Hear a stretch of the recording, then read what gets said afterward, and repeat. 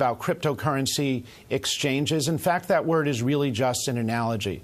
From a regulator's perspective, an exchange has it's overseen, it has trading rules, it has surveillance, and it has discipline.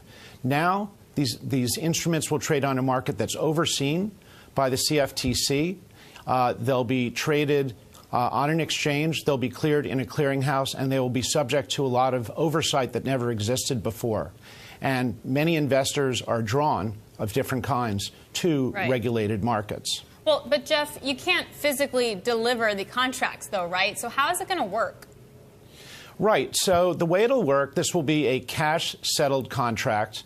And, you know, in the early days of the futures markets, they began as physically settled contracts for commodities for farmers and ranchers to hedge their products. But one of the great innovations of the 70s and 80s was the ability to have cash-settled contracts. So for that, you need an index price, which the exchange obtains, and then people invest based on the movement of the exchange.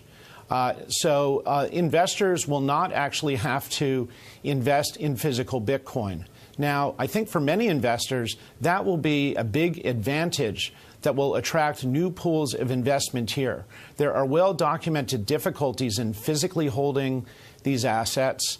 Many charters or investment guidelines of some organizations do not permit them to do that. So you have a bit of, part of the new economy. For many, the ability to hold these digital assets outright is part of what's exciting, part of the genius of Bitcoin and Satoshi's white paper and blockchain.